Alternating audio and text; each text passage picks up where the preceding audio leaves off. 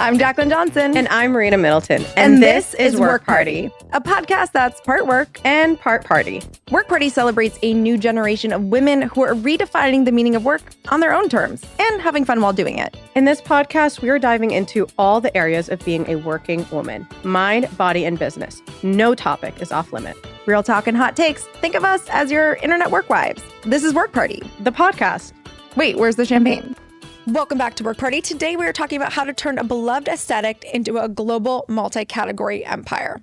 LoveShackFancy is more than a brand. It's a world, a pink, floral, dreamy world. And founder Rebecca Cohen is a master strategist in using collaborations, not just for revenue, but for brand expansion and customer acquisition across every life stage, from baby to home goods. If you want to know how to partner with the right brand, test new categories without risk, and create drops that sell out in minutes, this is the episode for you. We're going deep on the DNA that makes a partnership truly iconic. We're thrilled to be joined by Rebecca Cohen, founder and creative director of LoveShackFancy. Rebecca, welcome to the Work Party. Thank you so much for being here. We're so excited. Before we dive into all your amazing partnerships, because I am so curious about that, tell us a little bit about how LoveShackFancy started. What was that initial moment? So I actually was a senior fashion beauty editor at Cosmopolitan magazine for about 8.5 years. So I interned at all these different magazines, loved magazines more than anything, loved storytelling, loved styling, loved just the worlds of it. And I was designing my bridesmaid's dress for my wedding. So this is about 2009, let's say. Couldn't find anything that I loved. So I decided to design my own bridesmaid's dresses with a pattern maker here in the garment district in New York City. We, went to Mood Fabric, sourced some beautiful silks, hand dyed them, created a beautiful halter dress. And then, I felt that my wedding was very much like this editorial story almost.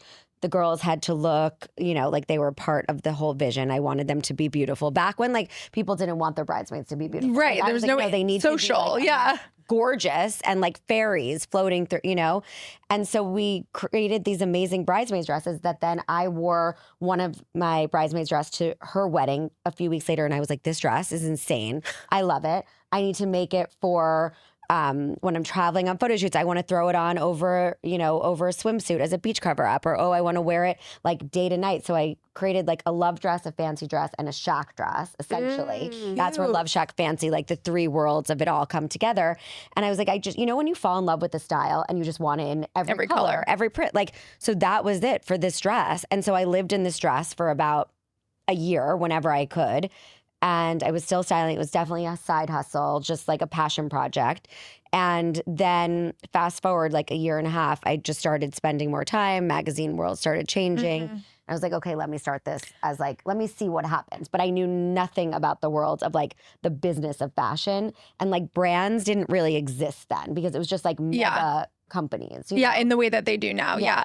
So, because what I love about LoveShackFancy is it's such a specific aesthetic. And it really came out in such an original way, which we don't really see anymore. I feel like everyone's copying everyone and doing their own thing. This was so special. So what would you describe the aesthetic as? So, I think, really, it's very vintage inspired. My whole world is inspired by beautiful vintage laces, silks, florals, the romance of it all, the femininity, whether it's lace, silk, ruffles. I love texture. I love textiles.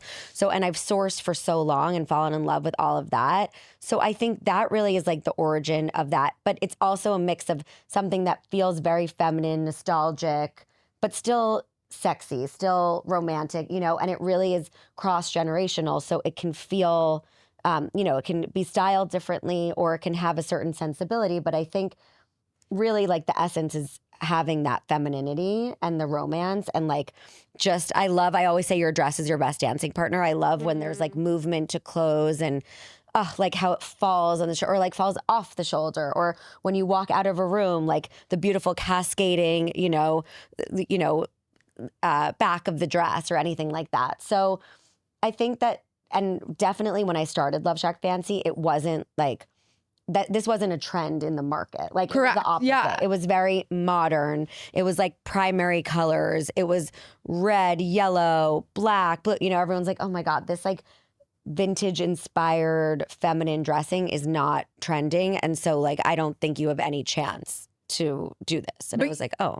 But I love that because I think like that's what makes it stand out so much is like Right. you created an entire world around this style, right? It wasn't just like the dress. I mean, now the stores, you feel like you're entering a world. Right. Like everything is this world. And what inspired you to keep going, I guess, when people were like, this is not the right time for this? I mean, I think it was because that's where my passion lies. And I think it's just, that is my sensibility. Like, even if you speak to my old fashion director from Cosmo, she's like, you've always been the same. Like, literally the stories were, I was always trying to push you to do something a little bit more modern, structured, asymmetric. Like, that's just not my style. So it really was about taking the essence of what I love, what makes me feel beautiful, what makes I see my friends, the romance. And then it evolved because I had my first daughter. I actually launched LoveShackFancy when she was born officially. So she was like I'm like, when I designed our best-selling ruffle miniskirt, she was there like I was like for 8 months designing this dress, 10 months.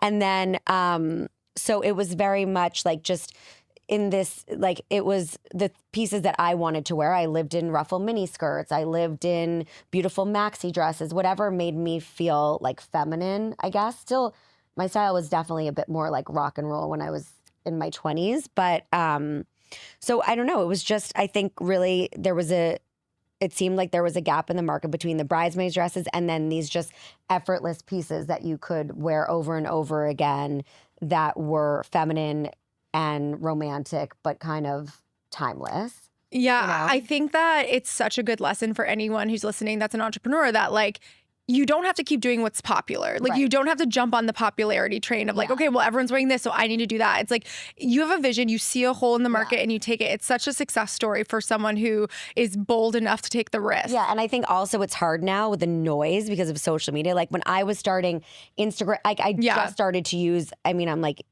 aging myself, but like I just started to use Instagram, and I started to be able, I was like, oh, here's my new magazine. Like I just left the world of magazines and now this is before you could even like sell and purchase through Instagram, so it was really your way of, so I was like, oh, great. It's like builds the hype, excitement, the storytelling, editorial. It also allowed me to connect and create like this community. I'm like, oh, they don't want to feature this little pop-up event that I'm doing. Well, I'll feature it myself. It was really like, and then you also couldn't compare yourself to, even I think of like brides.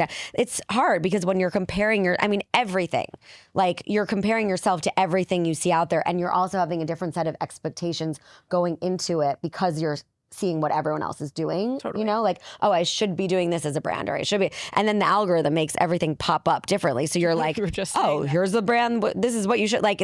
There's so much. So I think it's just like being in your own zone, being around, feeling creative, having the type of business that you feel is like a specific niche and that is definitely missing. And you have a point of view and sticking with that. And then obviously seeing what works, seeing what doesn't. But, and then you can kind of evolving it. Yeah. And so you mentioned earlier, like you had no idea about the business side of it, but you understood the fashion, you understood the brand you wanted to build. When did those two things? I mean, sort of, but not, it was the most like organic, natural thing because, I started, then I had my daughter, right? And then I started, so then I became inspired by the world of pink and like fairies and princesses and everything, and then I was like decorating her room. I was like, oh, I wish we had a LoveShackFancy wallpaper. Let me get the closest thing to what it, let me get the bed sheets. Let me get a little dollhouse, like all these dolls, even dress up, American Girl, like whatever it was, everything. Like I wanted to just, so it really, everything evolved as I had daughters and then Scarlett was my first inspiration. And then when I had Stella a few years later, she was, and I really saw like, just again, it was missing in the market. Like it was crazy. And it reminded me a little bit about my childhood too. And this nostalgia for that, like with American Girl, Barbie. It's like, I'm like, Barbie, we need to make Barbie clothes. And we would like DIY all the things ourselves. And then, and then now 10 years later, we make it for real. Like, or we did the American Girl collaboration or the Pottery Barn kids and So it takes time and it ends up being, but it was definitely something that I was sort of like creating in the world of, and then it would then, I'd say, okay, there's definitely a void in this market. We should make a LoveShackFancy something or another, you know? That's what happened with workout clothes, all of it. I was going to say, it's so cool just hearing about the different categories that you've done, but like how clear you are about the DNA of the brand. Right. Like you do not budge when it comes to the like actual DNA. Even like, again, I'm getting inspired. You just talking about it. I feel like you get like, you're just like lighting up talking about the love and the creativity and how it's so different. So when you are approaching different partnerships, what are like immediate red flags for you that you're like, this is not going to work out? So, I mean, I think, well, first of all, I have to love the product, right? Yeah. Like that's where it begins, because if I don't, first of all, and especially me, and you know, everyone's like, oh, because right now too, like there's just, you know, there's so much noise and there's so many collaborations, there's so much, so you kind of have to still feel excited about it, even if we're doing a consecutive collaboration. Let's say Stanley, we just did, I think it was our third or fourth or fifth, I don't even know now. I've lost track. But again, I'm like, okay, guys, like if we're not getting constantly excited by it, and if I'm bored of it or I don't love it, but still when I open those boxes, I feel like a kid in a candy shop. Like I am just still so excited. And even though I've seen it before and before. So it's the part of like the unboxing of it. It's the product itself. It's things like, I actually can't believe I don't have my Stanley here because I don't drink water without a Stanley. So it's things that I love. Like when we first started workout clothes, I was like, I need to be inspired by workout clothes, and I'm not wearing black workout clothes. This is not inspiring me. It was actually during, you know, this was in the middle of the pandemic, the beginning of the pandemic. And I was like, we need pink. We need some florals. We need something to inspire me. I want to feel like 80s. I want to listen to Whitney Houston and Madonna and get in the vibe. And so then we did our first collab was Beach Riot and Bandier for workout clothes. Now we do our own. So things like that, it's always like, I need to love the product, love the, like, fill the niche that we're missing at LoveShackFancy and that. And then I think it's, you know, if it's, and then just like brand culture, I think too, like we're really always looking for something that it's not something that we already make, right? It's like, whether it's like a utilitarian like product like a Stanley, and then we put our prints on it and we put our and the fun and the energy, and we do these like really exciting experiential events, marketing campaigns, social media, whatever it is. It's just, to me, it really should just be about, it's like the excitement, the fun. I mean, what we're doing, I don't take fashion and I don't take these things so seriously, right? It like needs to be fun, because this is a fun world of what we're focusing on here, right? So we were just talking. I was like, well, it's like fun. And I think it's a representation, obviously, of the things that you're creating, but it's also a representation of how your consumers are going to be receiving it. You know, like it's fun to open, it's fun to see. And like, there's so much stress in life, and there's so much everything. Like this should just kind of be. I like that it's an escape. I like that walking into our stores feels like, even for a little bit, whatever's going on, like you can just walk in and it will put you in a good mood. That's why, like, I love the energy of the girls to be high, like the playlist to be right, the music to be, you know, it's supposed to just feel like a fun girls club that everyone is welcome.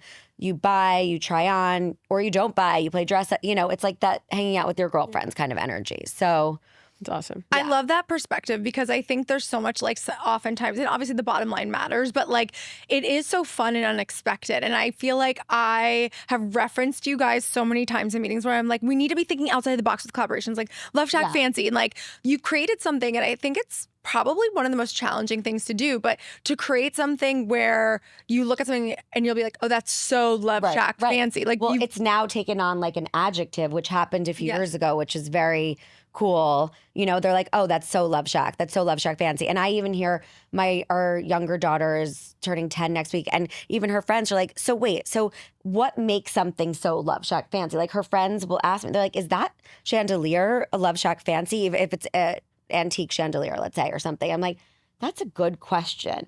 What makes something so LoveShackFancy? I'm like, because it really is.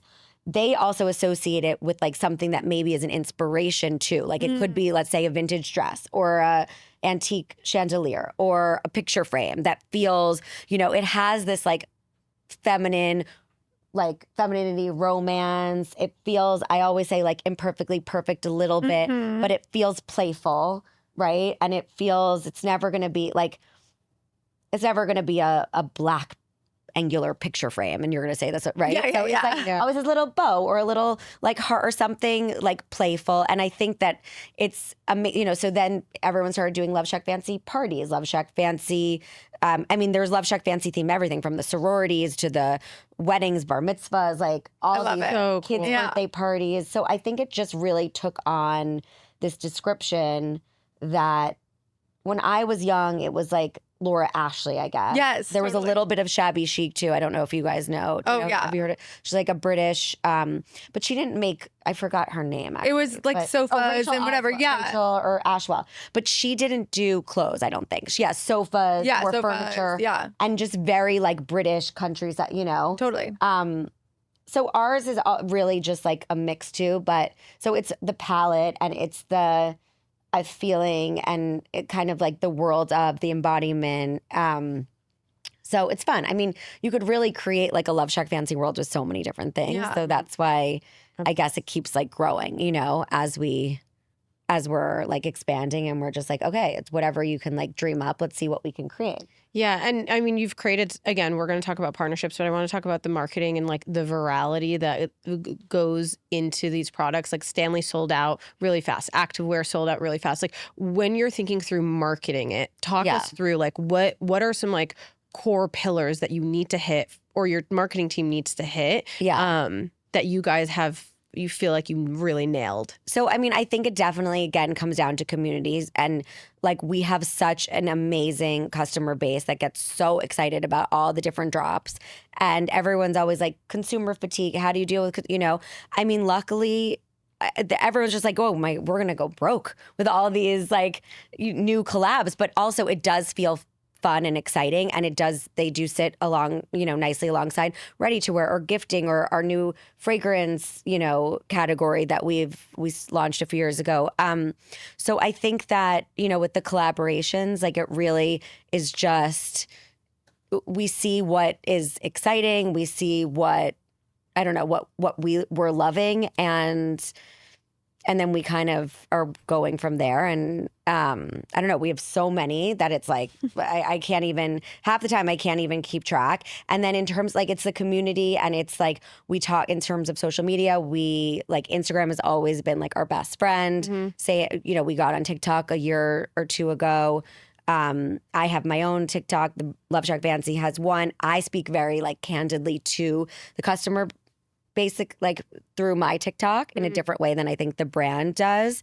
And I'm just like showing the product, getting excited, and we just like get it out there and we build that momentum. And also through our stores, we now have like 25 stores, freestanding stores. So we do activations at every single one, very consumer facing, very experiential.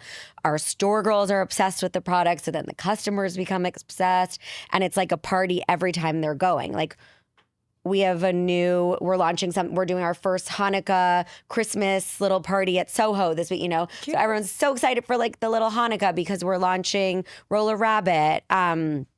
And we've done how many collaborations with that? I mean, I don't even know. Yeah. I'm not amazing with now. I can't keep track. I just know. From babies to 80s. I know. Yeah, from babies to 80s. So I just know, like, I could tell you by the print, by the color of every single, and by the campaign of every single shoot, but I can't even keep track of the numbers because then we'll do it seasonally, every year. So. Because I'm curious, like, how often are you doing these partnerships? It depends how well. Like, certain collabs, like Roller Rabbit, they'll sell out still so well. And then we also learned that our customer also loves the excitement of needing to be the first to buy, but then we also get, customers are really upset that they can't. So, and I read every comment. So I then say to like our brand president, whoever, how did you not make enough? Like everyone is so upset. And like, cause I'm reading literally everything. I'm like, they're like, this is horrible. Like we have to make our customers happy. So now I think we are figuring out how to strike a balance between having not too many, but it's placing, I don't personally place the orders or do anything with the operations or the merchandising or the numbers, thank gosh. So I'm not responsible for the amount, the quantity. And it's when we're doing the collaborations, it's there. Like, let's say Stanley's producing it, right? So we're purchasing from them and then we're putting it on our website. So if we sell out, that's because that's what we've ordered. And if they sell it, like they can't then, their factory won't be able to make it soon enough. Or even like Kendra Scott, for example, the jewelry brand.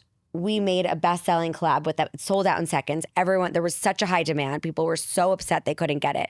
So then we re-released it a few days later. We begged them to, but then we couldn't get the product till a few more months. So then customers were upset. But that's just like, production. So it's things like that. And it's just figuring out, like, relatively, we're still a small business compared to these other businesses like a Stanley. They have millions and millions of pieces that they're ordering. Like, we're ordering a fraction of what they have, but because their product is much less expensive, things like that. So it's just finding a balance, and like, we're still learning as we go.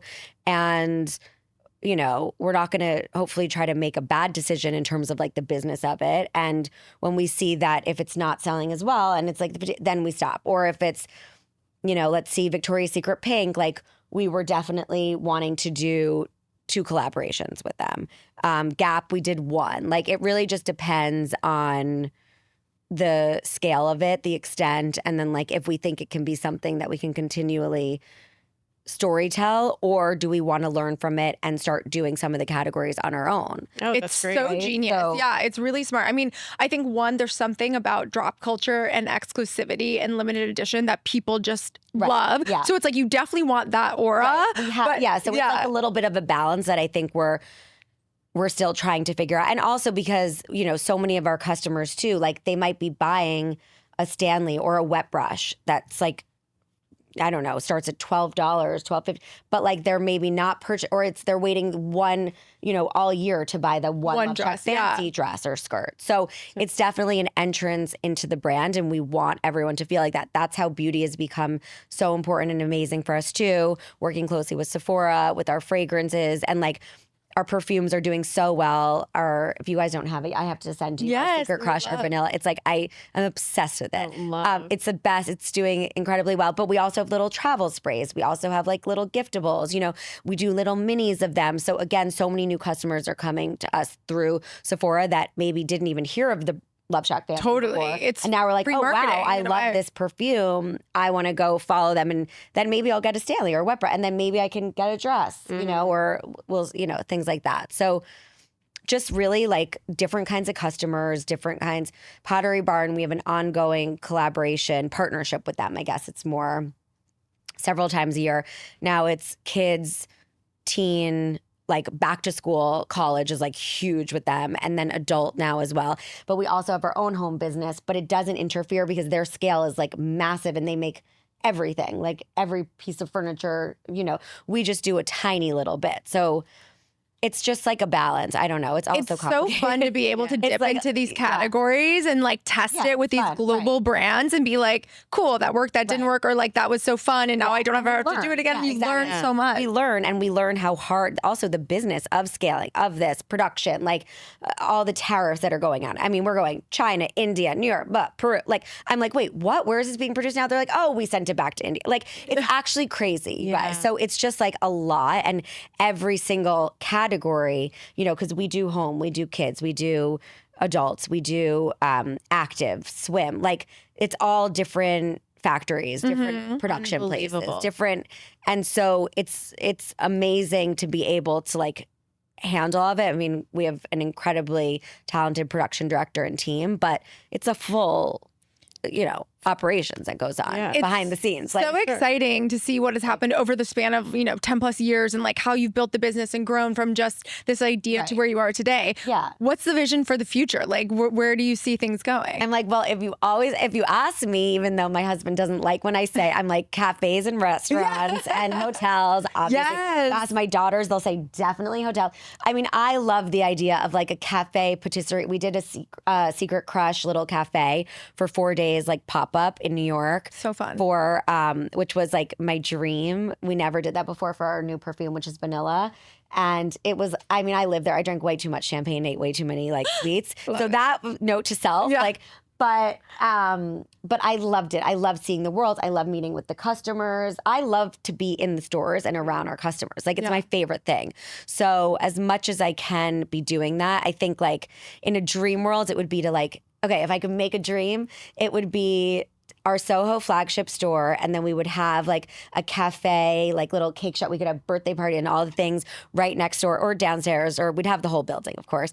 But that we're not going to have the whole building now. So somewhere like next door, and then also in all of these other cities and that we have stores like in the South, Charleston, it would be amazing. Like, and a cute little hotel. You could do bridal showers, about like So a place cute. to go with your girlfriends, like take mother-daughter trips, like things like that. I would love. I feel it's happening. Yeah, It's like you even talking about it, I'm like, I want to be in that energy. I want to be there. I want to go. I want to take my daughter to go do that, or my mom or my friends, like go on a girls trip. Oh my gosh. No, but I'm just so inspired by what you do. I've literally pinned so many of your events and things and been like, oh, it's so good. Like the flowers are amazing and the way they thought about this. And I think it's just so rare to find someone who's created such a beautiful, distinct brand that is so different these days. So congratulations on all of that. This has been a masterclass in how to use partnerships and obviously build a brand that stands out. So where can everyone find you, shop LoveShackFancy, and learn all about the collabs? Depends where you are. But I mean, on our website, LoveShackFancy.com, and our new Soho flagship, which we've recently opened, which if you guys haven't been, it's like a pink dream. It's like Paris meets Soho. It's incredible. And if you saw the house for my house, it's like that. But if I could really do my house, it would all be like pink moldings and all of that. So go to Soho. You'll see my other dream.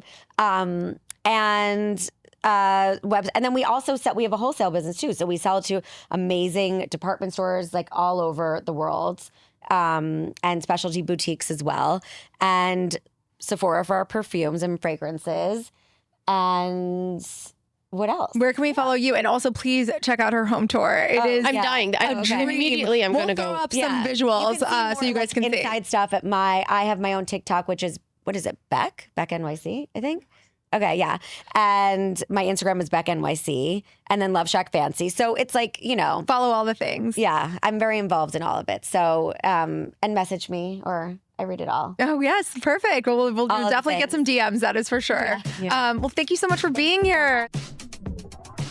Thanks for listening to this episode of Work Party. If you like what you heard, follow, leave a review, rate the pod, or slide into our DMs. Check out the different ways you can create and cultivate on our website, createcultivate.com. From retreats and masterminds to our summits and festival. We have different experiences to support you through your entrepreneurial journey from launch to legacy. Follow us at Create Cultivate on all platforms, and don't forget, work hard. Party on. Please note that this episode may contain paid endorsements and advertisements for products and services. Individuals on the show may have a direct or indirect financial interest in products or services referred to in this episode.